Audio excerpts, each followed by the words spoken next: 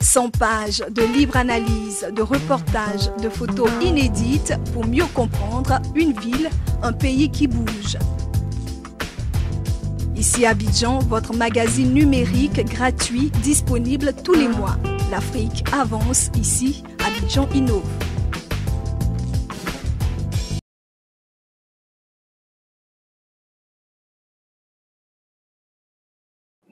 Bonjour à tous, je reçois Monsieur Frédéric Somda, président de la fédération UPC Côte d'Ivoire, parti du président Zéphirin Diabré. C'est un parti burkinabé.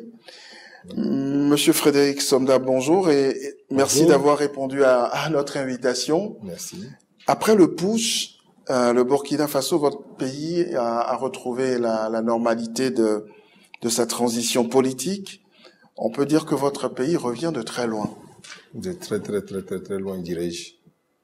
Parce que nous avons vraiment frôlé le chaos à travers cette intervention d'une époque surannée, venant de la part donc de ce régiment dit de sécurité présidentielle, mais que d'aucuns qualifient de régiment de séquestration présidentielle. Nous avons frôlé le chaos, une vraie catastrophe. Mais grâce à cette résilience que les Burkinabés ont développée au cours de toutes ces longues années où ils ont subi cette oppression de ce régime trentenaire, on a évité donc le pire. Et quelles leçons tirez-vous de cet événement aujourd'hui? La grande leçon, la première, c'est qu'il faut quand même écouter les gens. J'ai souvenance que après le 31 octobre, lors de l'insurrection, dans les débats que nous avions au cours des ateliers qui ont précédé la rédaction de la charte, nous avions manifesté l'inquiétude de voir les militaires récupérer ce mouvement-là. Je rappelle que c'est une insurrection populaire. C'était pas un coup d'État. Et à cette période-là, on avait manifesté notre inquiétude. Il y a certaines personnes qui nous ont rétorqué que on ne pouvait pas ignorer cette composante de la nation, surtout qu'elle était, à cette période-là, la plus disciplinée, la mieux organisée.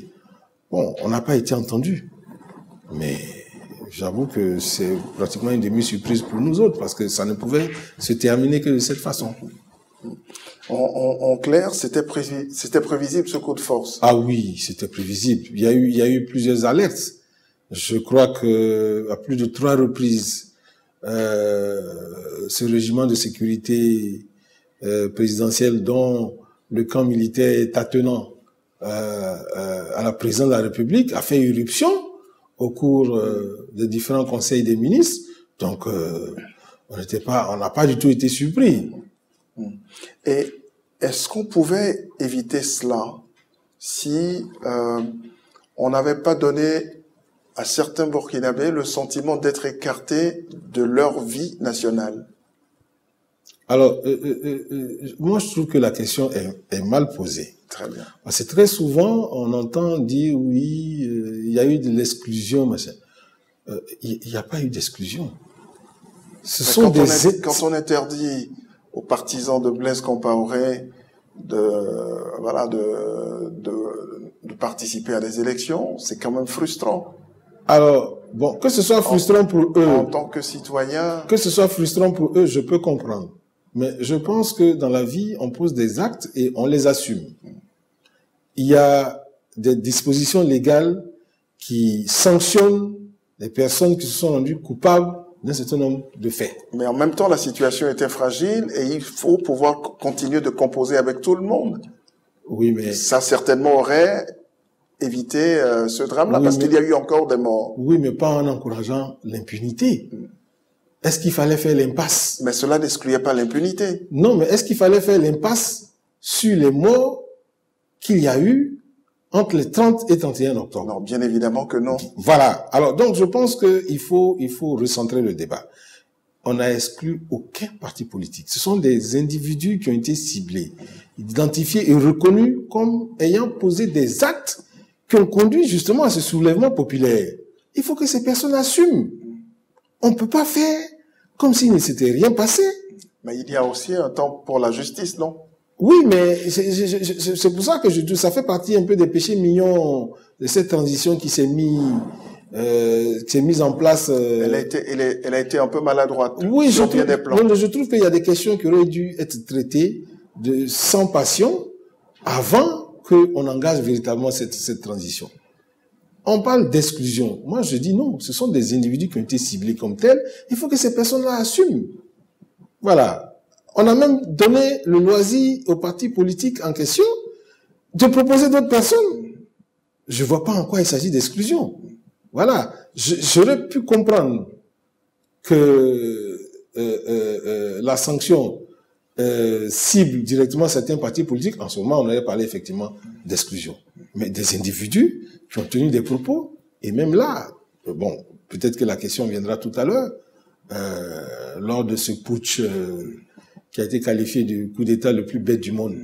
Mais les jours qui ont précédé, on a entendu des propos venant de responsables des partis politiques qui ont dit que si, appelons un chat, certains responsables du CDP ont dit, si le CDP ne participe pas à cette élection, il n'y aura pas d'élection dans ce pays. Et dans les jours qui ont suivi, on a vu ce qui s'est passé. Alors, vous pensez qu'on doit faire l'impasse sur ce genre de situation? Je ne crois pas. Mais en même temps, cette situation montre quand même l'extrême fragilité aujourd'hui de la jeune démocratie au Burkina Faso. Absolument. Absolument. Mais il ne pouvait en être autrement. Parce que on n'efface pas d'un coup de baguette magique 30 ans. 30 ans de pouvoir absolu. Ouais. Non, je pense qu'il faut inscrire ça dans une dimension processus. Donc c'est normal. C'est normal que cette démocratie soit fragile. Est-ce qu'aujourd'hui, le Burkina Faso est à l'abri d'autres événements de ce genre? On n'est pas à l'abri. Mais il y a une jeunesse qui est je fais confiance, très vigilante maintenant. Je fais confiance à la détermination de ce peuple qui m'a agréablement surpris. Qui m'a agréablement surpris et qui a démontré à la face du monde entier que même si nous étions pauvres, mais nous étions des gens dignes. Nous ne sommes certes pas à l'abri d'autres mauvaises surprises, mais je fais confiance à ce peuple pour se dresser devant d'éventuelles mauvaises surprises qui pourraient survenir. Mais en même temps, c'est une lourde responsabilité que confie la jeunesse entre les mains de sa classe politique. Est-ce qu'elle est capable, je vous parle, vous êtes le président de la fédération UPC Côte d'Ivoire, est-ce qu'aujourd'hui la classe politique burkinabé pourra se montrer à la hauteur de cet engagement-là, de ce peuple-là, surtout de cette jeunesse-là? Mais elle n'a pas le choix.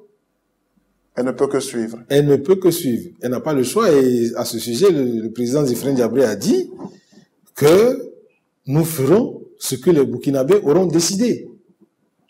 Est-ce que vous ne risquez pas aussi de tomber dans le diktat populaire? Non, je pense quand même qu'il faut savoir toute raison garder. Il faut relativiser les choses.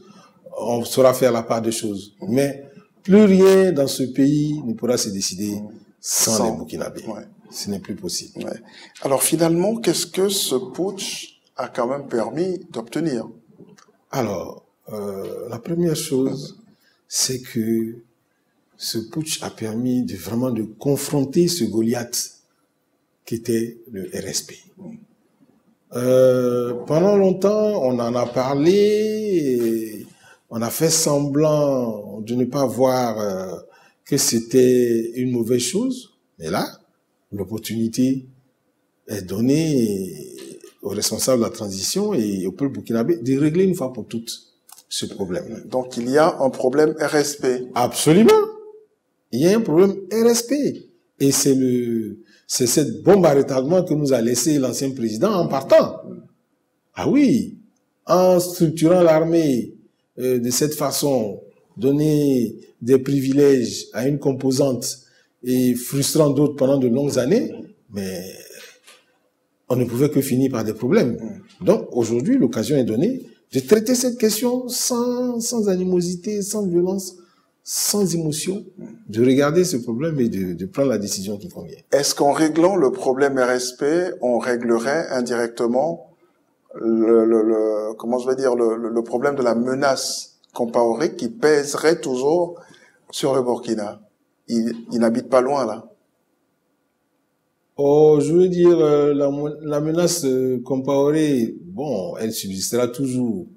Mais est-ce qu'il est vraiment de l'intérêt de l'ancien président Compaoré de souffler sur ses braises? Ah, mais après moi, le déluge. Hein. Je pense pas. Je pense pas parce qu'aujourd'hui, avec tout ce qui s'est passé, il n'a aucun intérêt à continuer d'entretenir ce climat-là. Ça, c'est ce que vous pensez? Oui, je le pense, d'autant plus que si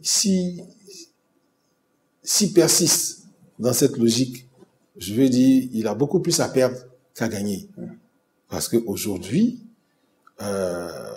au-delà de la personne du président Blaise Compaoré, c'est à toute la classe des chefs d'État et autres que je voudrais m'adresser. Ils chaussent encore des lunettes qui sont très loin de la réalité. Les peuples sont largement en avance sur eux. Et l'impression qu'ils donnent, c'est que le cliché de syndicat de chefs d'État dont on les affuble, mais est une réalité. Donc, je ne pense pas que le président Blaise Compaoré a intérêt à entretenir ce genre de climat-là. Il ne sera pas gagnant. Alors, comment voyez-vous l'avenir politique du Burkina? Je veux parler là de la prochaine présidentielle. Votre candidat? Oui. Il ira. Ah oui, forcément. Il ira avec toute l'énergie et la détermination qui lui sied. Est-ce qu'on va reprendre les bulletins pour permettre également à ceux qu'on aurait exclus de prendre part à cette compétition électorale? Ah, ça, c'est une grande question. Parce que la communauté internationale a mis beaucoup d'argent dans ce processus. Le Burkina Faso lui-même, avec ses petits moyens, a mis beaucoup d'argent dans ce processus, je ne sais pas. Ben, vous savez, nous sommes en politique. Tout est négociable. Et l'après a un prix. Je pense que si les acteurs politiques qui vont se réunir dans les jours qui suivent décident qu'il faut que nos frères qui ont été en quelque sorte excommuniés participent donc aux différents scrutins, je pense qu'ils trouveront les voies et moyens. Mais je répète que c'est pas gagné d'avance. Est-ce que dans l'intérêt du Burkina aujourd'hui, ce qui serait dans son intérêt, ce qui serait important, c'est une démarche inclusive? À titre personnel, moi, je pense que ce serait une bonne chose. Et aussi loin que on peut remonter, nous, à l'UPC, nous sommes pour que tous les candidats se présentent. Je me rappelle encore que le président Zéphirin Diabré avait fait une déclaration lorsque certains candidats avaient vu leur liste invalidée. Il a dit en substance qu'il prenait acte de la décision des instances qui ont exclu certains candidats, mais que lui aurait souhaité que tout le monde ait la possibilité de compétir. Et nous n'avons pas changé d'avis, parce que nous pensons que c'est une bonne chose que tout le monde puisse participer et que les Burkinabés fassent leur choix. Alors, comment voyez-vous l'avenir du Burkina Faso à partir de maintenant? Ah, je le vois un avenir radieux. Je le vois un avenir radieux, parce que quelle que soit la personne qui va être élue président de la République de ce pays, plus jamais un dirigeant politique dans ce pays ne viendra faire ce qu'on a connu ces 30 dernières années. C'est terminé. C'est terminé. Le mythe du RSP est tombé. Certaines personnes qu'on disait étant des intouchables ont été touchées, ont dû battre en retraite devant la détermination du peuple. Je vois un avenir radieux pour le Burkina Faso. Un avenir porté par un peuple déterminé. Absolument. Et surtout sa jeunesse. Et surtout sa jeunesse. Je vous sens très fier, là. Ah oui! Et le président Zéphirine Diabré a un programme pour cette jeunesse-là. Et nous souhaitons que les Burkinabés lui accordent leur confiance et qu'il soit choisi, donc, à la fin, donc, de ce processus électoral comme président de la République, donc, du Burkina Faso. Voilà, le président de la nouvelle République du Burkina Faso. Absolument, absolument. Frédéric Somda, merci d'être passé par chez nous. C'est moi.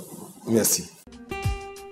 100 pages de libre analyse, de reportages, de photos inédites pour mieux comprendre une ville, un pays qui bouge.